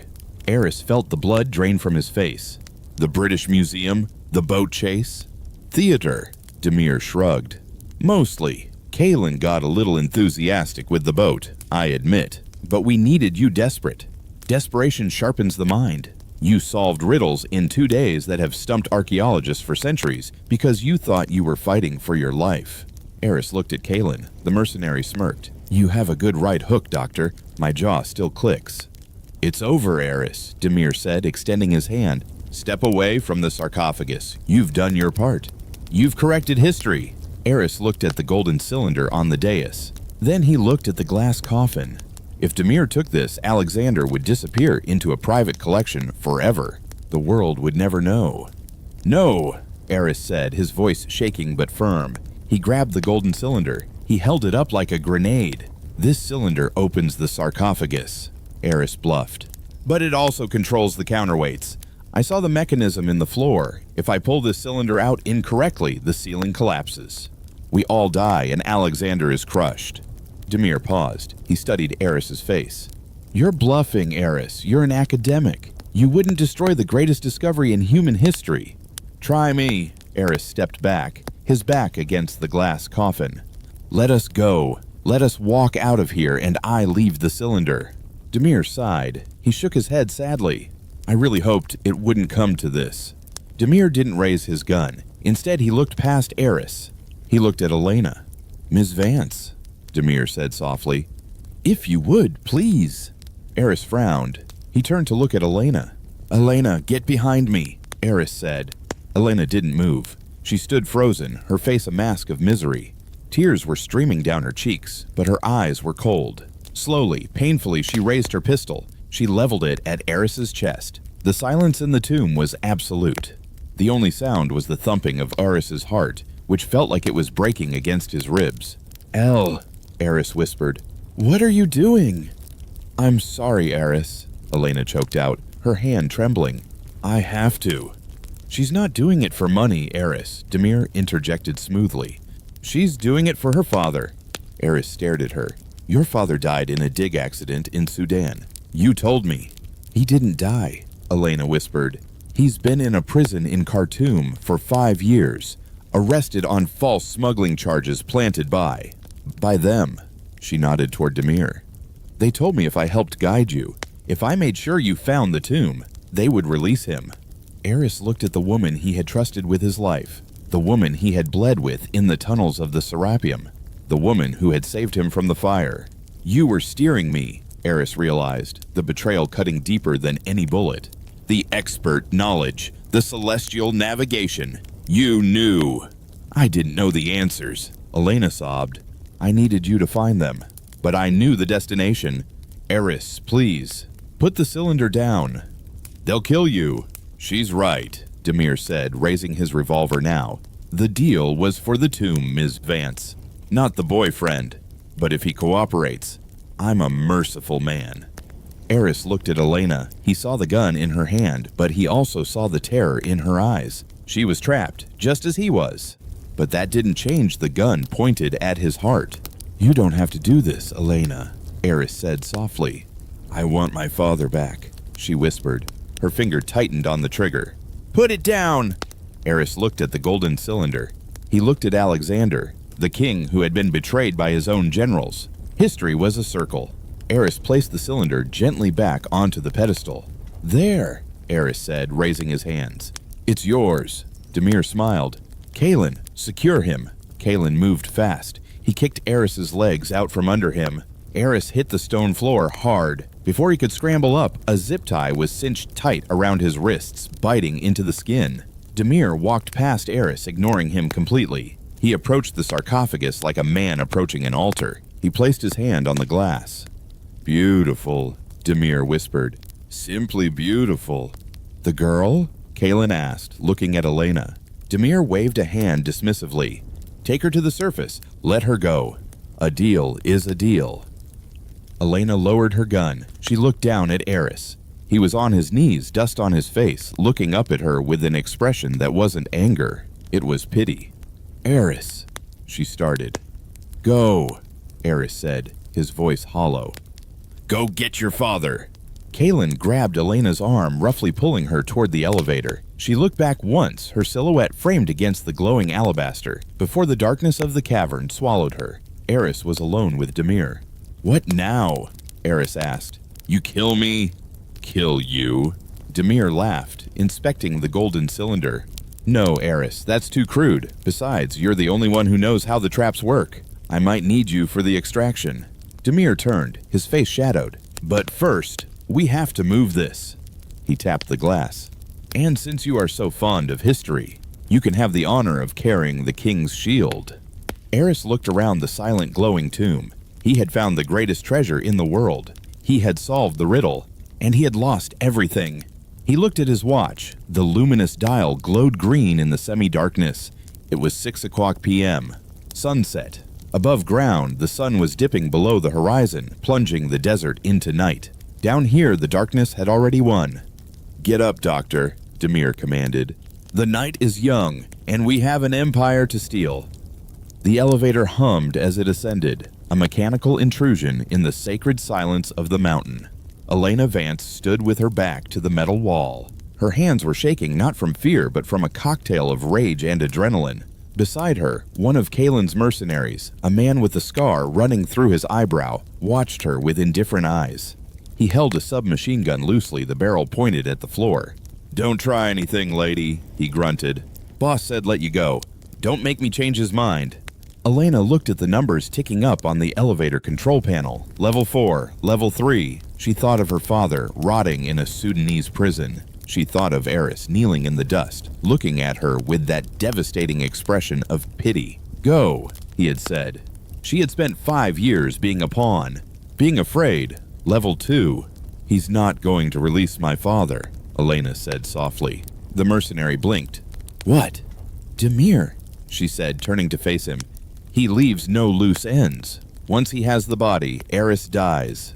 I die. My father dies. The mercenary shrugged. Above my pay grade. He reached for his radio to check in. As his hand left the trigger guard, Elena moved. She didn't use a martial arts move. She used pure, desperate physics. She stomped on the emergency stop button with her heel. The elevator lurched violently to a halt, throwing the mercenary off balance. As he stumbled, Elena swung her heavy leather satchel, filled with the celestial navigation gear and a solid brass sextant, with both hands. Crack! The brass connected with the mercenary's temple. He dropped like a stone, the gun clattering to the metal floor. Elena gasped, staring at the unconscious man. She grabbed the gun. It was heavy, alien in her hands. She checked the elevator controls. She hit the button for the bottom floor. Going down. I'm coming, Eris, she whispered, racking the slide. In the cavern below, the atmosphere had shifted from discovery to interrogation. Eris stood before the glass sarcophagus, his hands zip-tied behind his back. Demir was pacing, his earlier euphoria replaced by a growing suspicion. He was examining the body in the glass with a jeweler's loupe. The oxidation is wrong, Demir muttered. He looked at the silver armor on the corpse. This breastplate, the motif is Ptolemaic, not Macedonian. And the face. Demir grabbed Eris by the collar, spinning him around. It's a decoy, Demir snarled. Isn't it? Eris took a breath. He had to stall. He had to buy time for a miracle. The Scroll of Babylon, Eris said, his voice steady despite the dry throat. It said, the king must not rest in the open. You're looking at the display model, Demir. This is the body the Romans visited. This is the body Augustus touched. It's likely a cousin or a chemically preserved stand-in. Where is he? Demir pressed the barrel of his revolver under Eris's chin. Where is Alexander? Eris turned his head toward the far end of the cavern. Beyond the miniature city, beyond the alabaster temple, the cavern narrowed into a natural amphitheater. And there, carved directly into the living granite of the mountain's root, was a structure that defied engineering logic. It was a gate.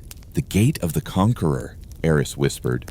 Demir followed his gaze. Even the hardened treasure hunter lowered his gun slightly, struck by the sheer magnitude of the sight. The gate was 50 feet tall, forged not of stone but of solid Corinthian bronze, an alloy of gold, silver, and copper that was more valuable than gold itself in the ancient world. It didn't look like a door. It looked like a wall of dark, shimmering metal. "Bring him," Demir commanded Kalen. They marched across the white sands. As they approached, the scale of the gate became oppressive. The bronze was not smooth. It was covered in high-relief sculptures, a chaotic, frozen storm of figures. Eris stopped 10 feet from the barrier. He looked up, his historian's mind reeling. "The shield of Achilles," Eris murmured. "It's a reproduction of the shield described in the Iliad." Alexander slept with a copy of the Iliad under his pillow. He believed he was the new Achilles. The detail was maddeningly intricate. The bronze depicted the entire cosmos as the Greeks understood it. The earth, the sky, the sea, the sun, the moon, and the constellations. In the center, instead of a boss, there was a massive Medusa head. Her snakes writhed in agony, her eyes hollow and terrifying. "It's seamless," Kalen said, running a gloved hand over the cold metal. "There are no hinges, no keyholes. It's fused to the rock." "It's a hermetic seal," Eris said, "designed to keep the atmosphere inside perfectly stable, to keep him perfect." "How do we open it?" Demir demanded. "Explosives." "You can't blow it," Eris warned. "Look at the rock structure above. It's a load-bearing arch. If you use C4, the mountain comes down. We're buried, and the tomb is crushed." "Then there is a mechanism," Demir said. He turned to Eris. "You open the outer door with light. What opens this?" Eris looked at the Medusa head. He looked at the constellations on the bronze door. "The Babylon scroll mentioned a price," Eris said. "The price of immortality." "Money," Demir scoffed. "Blood," Eris said. "The ancient Macedonians practiced ritual sacrifice at the funerals of kings." "Blood," Demir repeated. He smiled, a cruel, thin expression. "Well, that we have in supply." He raised the revolver, aiming it at Eris's kneecap. "A little donation to the cause, Doctor." Bang! The gunshot echoed through the cavern like a cannon blast. Eris flinched, waiting for the pain, but the bullet didn't hit him. 10 feet away, Kalen spun around, his shoulder erupting in a spray of red mist. He dropped his rifle, staggering back with a roar of surprise. "Drop it!" a female voice screamed. Elena stood on the steps of the alabaster temple behind them, the mercenary's submachine gun leveled at Demir. Her dress was torn, her hair wild, and she looked like a vengeful fury. "Elena!" Eris shouted. Demir spun around, firing blindly. Elena ducked behind a pillar as bullets chipped away the stone. She fired back, a short controlled burst that forced Demir to dive behind a rock formation. "Eris, run!" she yelled. Eris didn't have anywhere to run. He was zip-tied, standing in the open before the bronze gate. Kalen, wounded but not out, was reaching for his sidearm with his good hand. Eris saw his chance. He dropped to his knees, not to surrender, but to search the sand. He found a jagged shard of quartz. He twisted his wrists, sawing the plastic zip tie against the sharp edge. It cut into his skin, but the plastic snapped. He was free. Kalen raised his pistol. Eris lunged. He didn't go for the gun. He went for the gate. Specifically, he went for the Medusa head. "The mechanism isn't blood!" Eris yelled, his mind connecting the final dots. "It's the cylinder. The golden cylinder." He remembered the cylinder he had left on the pedestal in the outer chamber. He didn't have it, but Demir did. It was sticking out of Demir's jacket pocket as he crouched behind the rock. Eris looked at Elena. She saw his eyes dart to Demir's pocket. She understood. "Cover me!" Eris shouted. He sprinted toward Demir. Elena unleashed a hail of suppressing fire, pinning Demir down. Kalen fired at Eris, the bullet grazing his arm, but Eris didn't stop. He tackled Demir. They rolled in the white sand, grappling. Demir was older, but he was strong and fighting with the desperation of a man who sees his prize slipping away. He struck Eris in the face with the butt of the revolver. Eris saw stars. He tasted blood, but his hand found the cylinder in Demir's pocket. He ripped it free. "Get off me!" Demir screamed, aiming the gun at Eris's chest. Eris kicked Demir in the stomach, scrambling backward. He stood up, clutching the cylinder. He turned and ran for the gate. "Stop him!" Demir shouted. Eris reached the bronze wall. In the center of the Medusa head, inside the screaming mouth, was a cylindrical cavity. Eris slammed the golden cylinder into the Medusa's mouth. He twisted it. Clang! A sound like a giant bell being struck resonated through the cavern. The vibration was so intense it knocked Eris off his feet. The bronze gate didn't swing open. It split. The massive relief sculpture cracked down the middle. The two halves of the gate began to slide into the rock walls with a deep, tectonic, grinding sound. A blast of air, cold, sterile, and smelling of ozone, rushed out, blowing the sand across the floor. Eris scrambled up, shielding his eyes. Demir and Kalen stopped fighting. Elena lowered her gun. They all looked. The gate of the Conqueror had opened. Beyond the threshold lay a rotunda of absolute darkness, illuminated by a single shaft of light, falling from a ventilation shaft miles above. And in that light, suspended in the air by massive bronze chains, hung the true sarcophagus. It wasn't gold. It wasn't glass. It was crystal. A single massive block of purple quartz crystal carved into the shape of a man.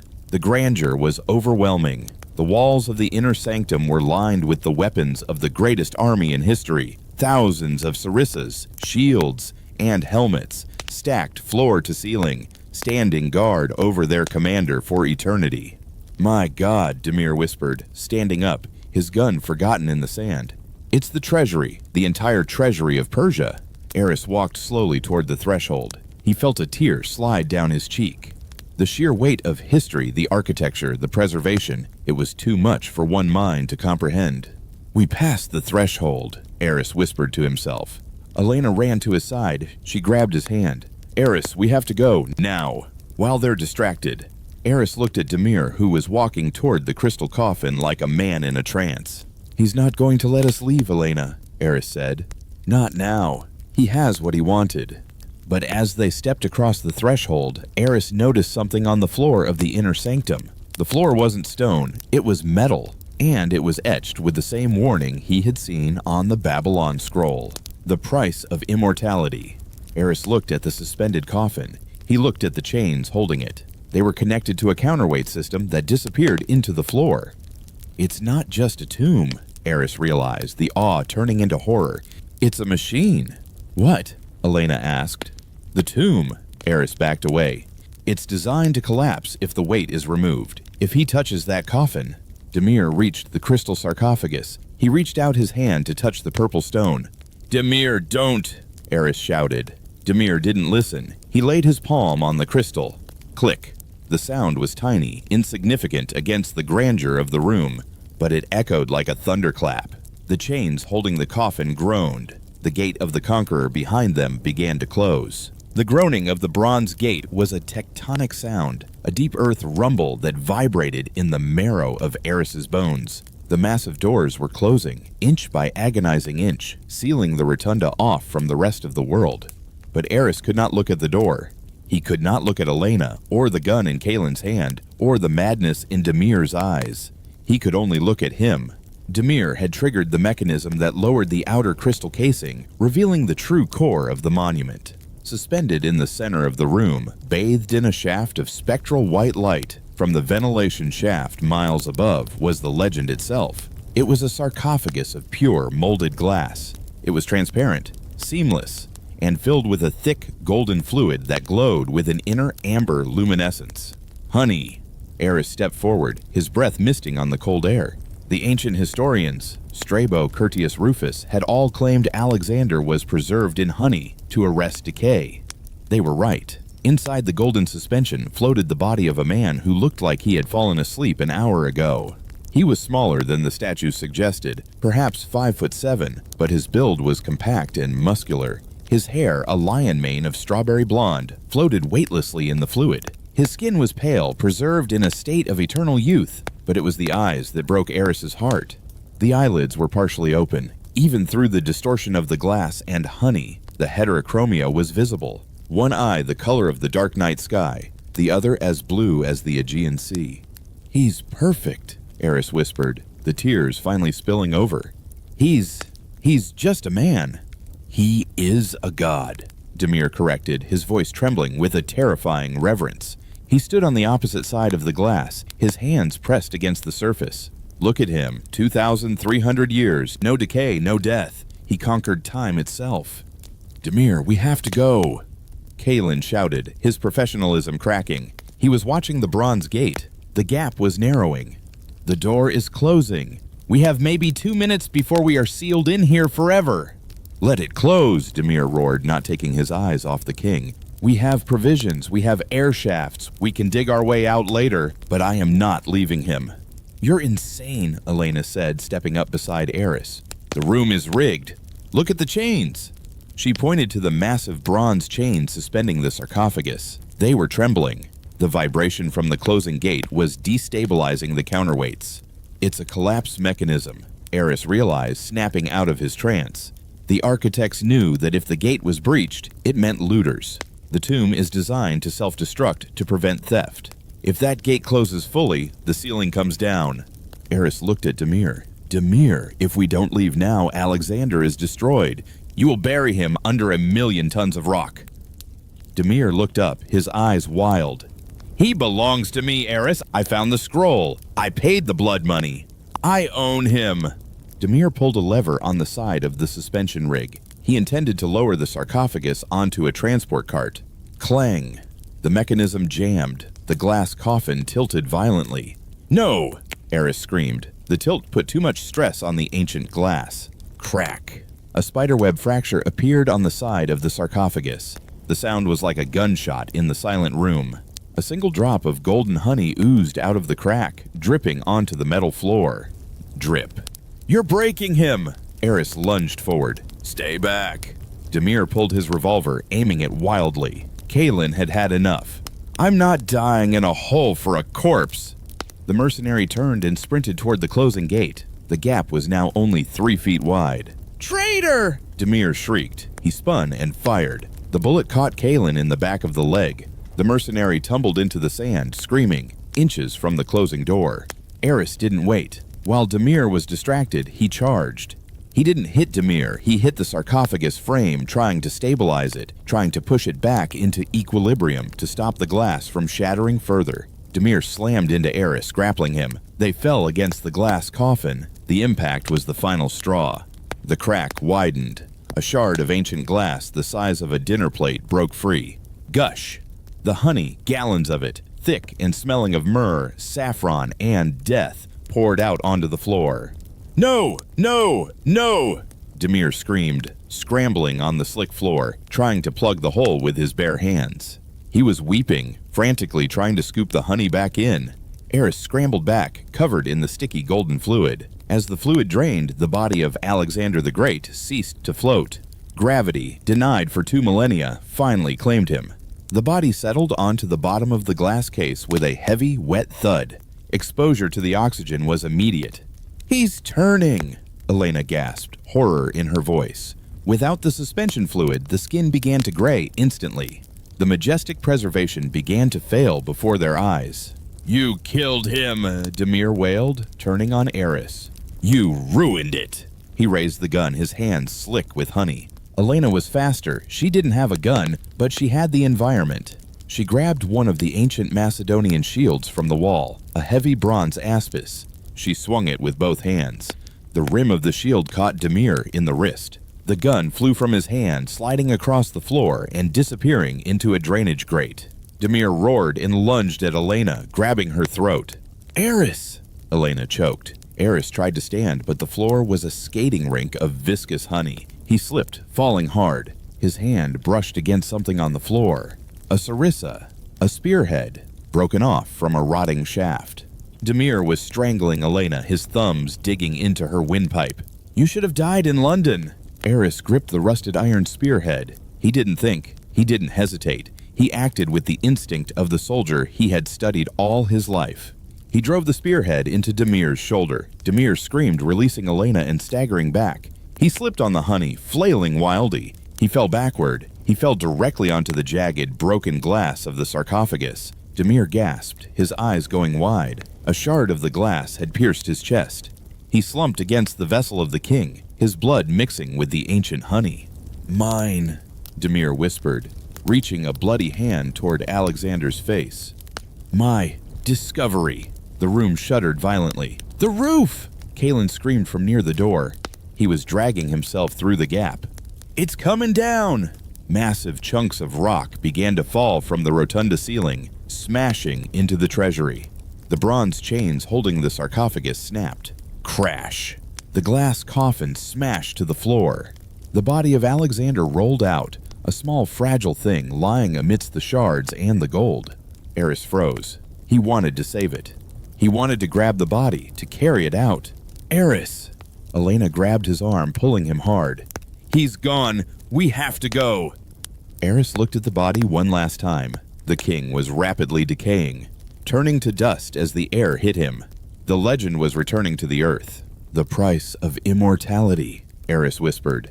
A boulder the size of a car slammed into the floor where they had been standing seconds ago. Run! They sprinted toward the gate.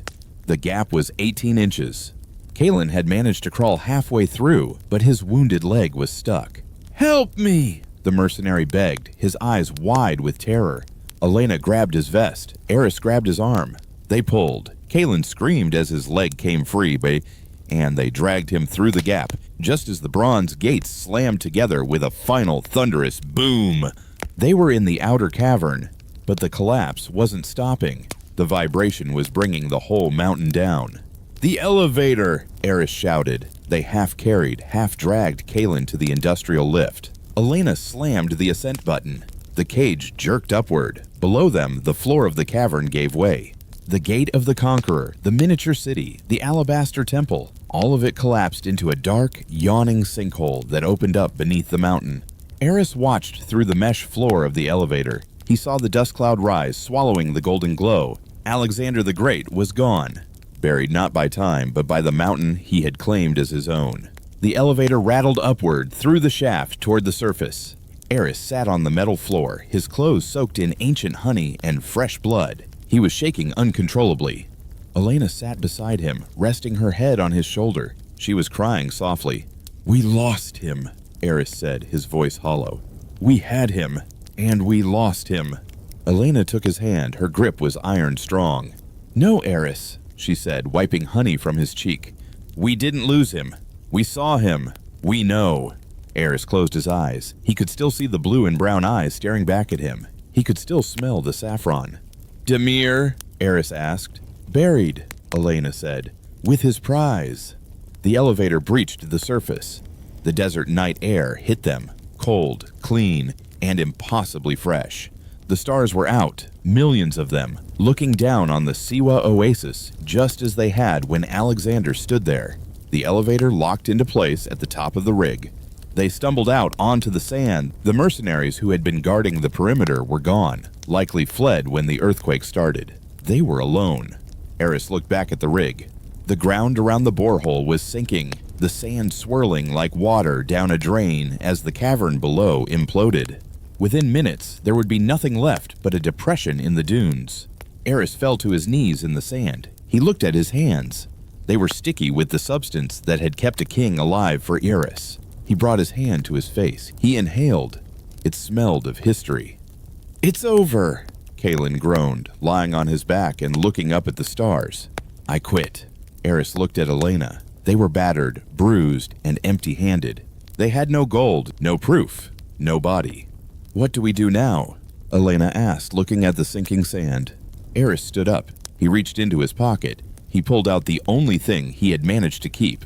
The bronze seal cap from the original scroll tube in Istanbul, the face of the Nemean lion. He looked at the horizon, where the first hint of dawn was threatening to break the darkness. We tell the story, Eris said. That's all immortality really is, isn't it? It's just a story that refuses to die. He threw the bronze cap into the sinking sand, letting it be buried with its master. Come on, Eris said, offering his hand to Elena. Let's go home.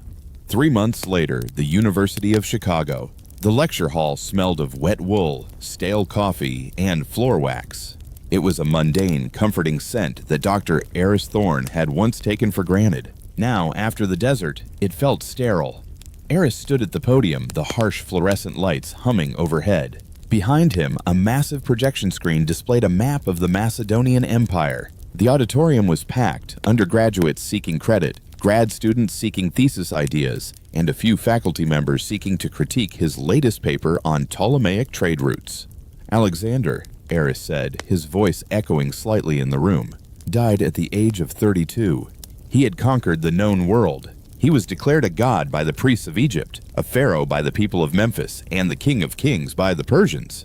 He clicked the remote. The image changed to a photo of a marble bust of Alexander, the smooth, idealized face of a youth who never aged. For 2 millennia, Eris continued, scanning the faces of the students. Historians have asked the same question. What drove him? Was it power? Was it the need to outdo his father? Or was it fear? Eris paused. He touched the scar on his left forearm, hidden beneath his tweed jacket, a souvenir from a jagged piece of quartz in a collapsing cavern. Fear of oblivion, Eris answered his own question. Alexander knew that flesh fails. He knew that empires crumble. He sought the only thing that could defeat death, legacy. He wanted to be remembered, and in that pursuit, he burned cities, sacrificed armies, and, ultimately, destroyed himself. A student in the front row raised her hand. But Professor Thorne, isn't he immortal? We're still talking about him today. He won. Eris smiled, a sad, tight expression. We are talking about the idea of him, the myth. But the man died alone, far from home, consumed by a fever and his own ambition. The price of his immortality was his humanity. The bell rang. The spell broke. The students shuffled their bags, a cacophony of zippers and chatter filling the room. Read Chapter 4 for next week, Eris called out. And don't forget the essay on the successor wars. As the room emptied, Eris gathered his notes. He felt tired, not the physical exhaustion of the desert, but a deep, spiritual fatigue that had settled into his bones since he returned from Siwa. That was a bit grim, even for you. Eris looked up. Standing at the back of the lecture hall, leaning against the doorframe, was Elena Vance. She looked different. The desert dust was gone, replaced by a sharp navy trench coat and a scarf against the Chicago chill. Her hair was loose, no longer tied back for survival. But her eyes, those sharp, intelligent eyes, hadn't changed. Elena, Eris breathed. He walked up the aisle to meet her. They hadn't seen each other since the debriefing in Cairo, where they had lied to the Egyptian authorities, the American embassy, and the press. You look clean, Eris joked weakly. I scrubbed for a week, she smiled, but it didn't reach her eyes.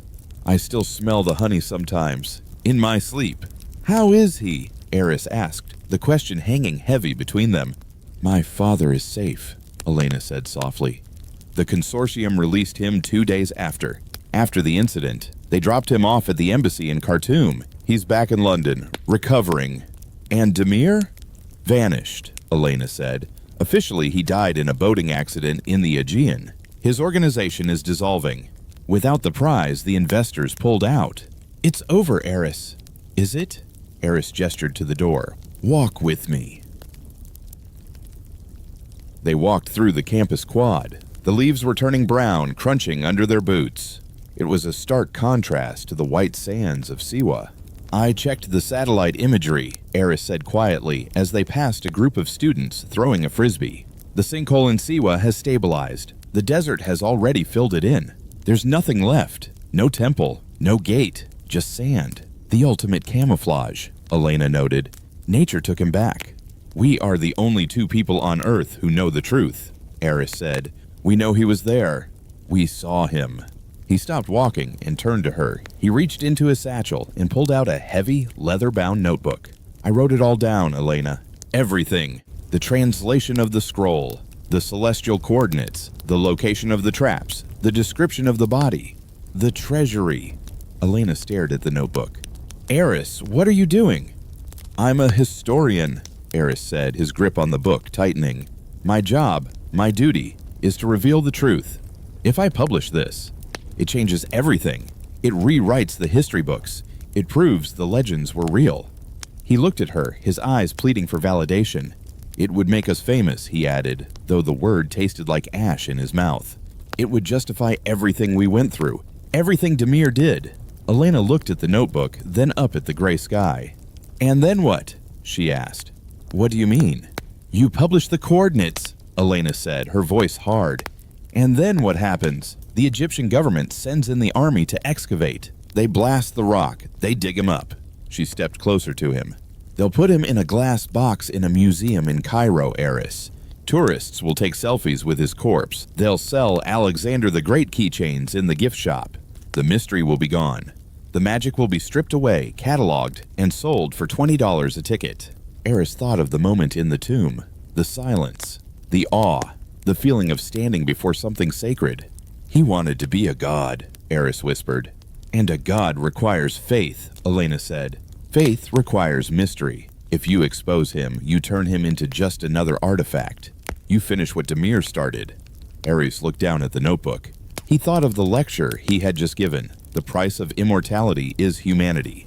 If he published this, he would be immortalizing himself. He would be the man who found Alexander. He would be feeding his own ego just as Demir had, just as Alexander had. He realized then that the final test of the tomb wasn't the traps or the fire or the betrayal. The final test was the silence. Could he bear the weight of knowing the greatest secret in history and never telling a soul?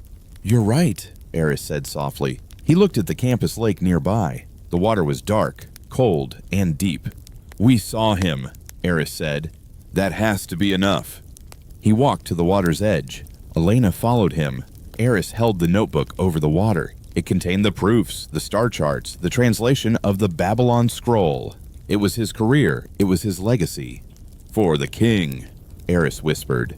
He dropped the book. It hit the water with a splash, floating for a moment before the heavy paper soaked through. Slowly, it sank beneath the surface, spiraling down into the darkness and the mud. Elena let out a breath she seemed to have been holding for months. She reached into her pocket. I have something too, she said. She pulled out a small velvet pouch. She opened it. Inside lay the ruby, the eye of the king, the gem that had started the entire chase, the key to the star map. I swiped it from the hotel room before we went to the Serapeum, she confessed. I thought it might be insurance. She held the gem up. It caught the weak Chicago sunlight, flashing red like a dying star. It belongs to the stars, she said. She didn't drop it. She threw it, a long, high arc out into the center of the lake. It vanished with a tiny plip, gone to join the notebook. They stood there for a long time, watching the ripples fade. So, Eris said, shoving his hands into his pockets. We're not famous. We're not rich. We're alive, Elena corrected, and my father is free. That's enough. She turned to him, a genuine smile finally breaking through. Besides, I hear there's a new exhibit opening at the Met in New York next month. The Lost Treasures of the Silk Road. They need a consultant. Eris laughed. It felt good to laugh. Are you offering me a job, Miss Vance? I'm offering you a distraction, Dr. Thorne. Unless you want to stay here and grade essays on the successor wars for the rest of your life. Eris looked back at the university buildings. Safe? Predictable? Boring. Then he looked at Elena. She was the only person in the world who understood the fire that burned in his gut, the need to know, to see, to explore. New York, Eris mused. I've heard the pizza's good. Terrible, Elena said, taking his arm. But the coffee is better than this. They turned away from the lake, walking back toward the city. Epilogue. The Siwa Oasis, Egypt. The sun was setting over the Great Sand Sea. The wind howled across the dunes, reshaping the landscape as it had for millions of years. At the base of the limestone ridge, where the Temple of the Oracle once looked down upon pilgrims, the sand was smooth. There was no sign of the borehole, no sign of the elevator rig, no sign of the tragedy that had unfolded beneath the earth. A lone figure walked across the dunes. It was the old man, the Ghafir, the guardian of the silence. He stopped at the center of the depression where the mountain had collapsed inward. He tapped his olive wood staff on the ground 3 times. He did not mourn. He did not dig. He simply knelt and placed a single object on the sand. It was a small white flower, a desert rose. Rest now, Iskandar, the old man whispered in the ancient Berber dialect. The world has forgotten you again. You are safe. The wind picked up. Within seconds, the flower was buried by the shifting sands. The desert kept its secrets. And Alexander the Great, the son of Zeus, the king of kings, slept on, not in a museum, not in a history book, but in the dark, quiet embrace of the earth, forever undefeated.